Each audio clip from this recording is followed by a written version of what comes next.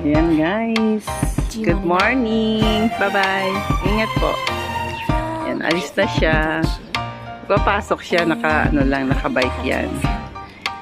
So, ito yung aking alaga. Aking si Binata.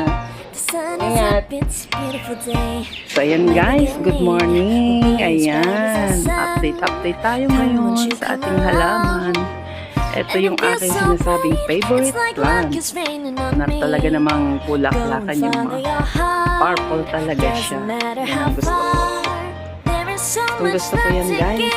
So ayan ang ating garden. Tapos malagbo na ulit yung ating kangkong. Ayan. Yung mga nakatanim na tayo diyan. Ito naman, usisherong palaka itong aking bilang. Yung ating kamates, ayan, medyo nag-akat na ulit ng bago. Kasi yan, tinatakloban ko siya guys. Kasi yan, gawa ng sa makakaikayo na naman. So ayan, may talina po siya. Tinatakloban ko po siya, gawa ng mga pusa. Baka siya kalkali na naman. May mga pantanim pa ako, Ayan, madami pa. May sili pa dyan at kamates. Ayan. Si Kuya Willie, ayan, marami siyang tanim. Shoutout sa iyo, Kuya Will. Marami kang tanim nakita ko doon sa mga videos mo. So, ayan, may kamates tayo. Yan ang aking mga pinagkakaabalahan. So, ayan. Ang ating mga garden plant sa ating munting bakuran. Ang ating kamote maano na, malago na ulit. So ayan, padiba sa taglamig, ayan, marami na naman. Marami nang haharvestin ulit. So ikot ko kayo sa aking munting bakuran. At ang gaganda ng aking malunggay, ang lalapad. Tingnan nyo guys. Oh, grabe. Oh. Talaga naman, masya Allah. Ang lalapad. Ito yung nilagari ko ang puno na yung katawan niya ay nabubulok. So, inagapan ko kasi yung sanga niya, may sanga naman siya. Kaso mo, yung katawan bulok naman. So, nilagari ko siya. Ayun siya ngayon. Mababa na tapos ang ganda ng kanyang mga dahon. Kung ikukumpara dyan nasa sa mataas na yan guys. So, ayan. Makikita niyo yung dalawang puno na yan. Ang tataas niya. Tapos yung dahon niya, hindi siya gaanong malalapad na kagaya niyan. So, ayan guys, ang ating halaman.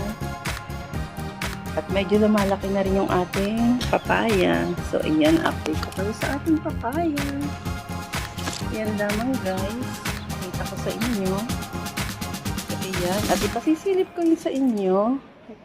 Ang aking, ayan, nagbubulaklakan na ulit yung aking bonggabilya.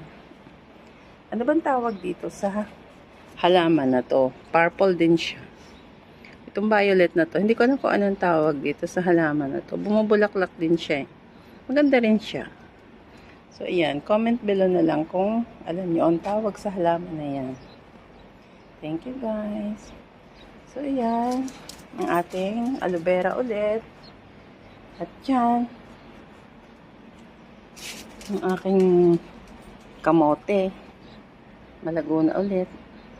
Nagtanim ulit ako dyan ng kamatis. At sili pala tinanim ko dyan. Ayan. Ating bonggabilya na bagong tanim yan. Buhay na kasi may suloy na siya. Ito pa. Kasi yan sa sa aking pinagtatrabahuhan. Yan dalawang paso na yan. So itong malunggay na to naninilaw kasi bumagsak siya noong malakas ang hangin at nabasag yung kanyang lagayan. So ewan ko lang kung mapubuhay pa to. Parang siya, kailangan palitan ng lagayan. So maghahanap ako ng lagayan na kagaya niya na pinag-alisan ng pintura. So ayan yung ating kangkong, water spinach ulit. At yan, may bagong tanim tayo na. So, ito yung ating bagong tanim na lemongrass. Kasi yung mga nakaraan na tinanim ko, siya, namatay. Kasi yung dati tumalago yung ano dito, lemongrass ko. Kaso mo, dumating yung summer na kailangan natin siyang palitan. Natagalan siya. Hindi ako makabuhay-buhay. So ngayon, buhay na siya. So ayan guys. Pasilip ko sa inyo yung ating mga tanim na beans. So ito yung ating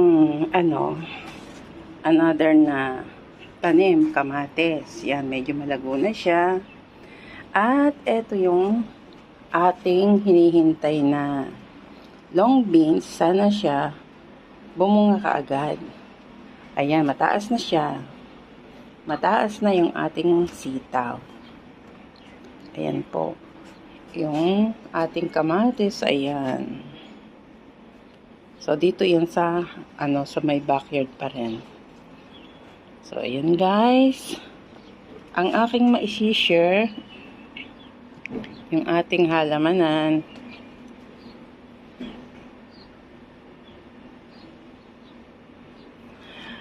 So, maraming salamat po sa lahat ng mga nanonood ng ating video. Thank you everyone. Sa lahat po ng ating mga solid supporter dyan. Shoutout po sa inyong lahat. Maraming salamat sa lahat ng mga nanonood po. So, ito lamang po ang aking ma-share sa inyo.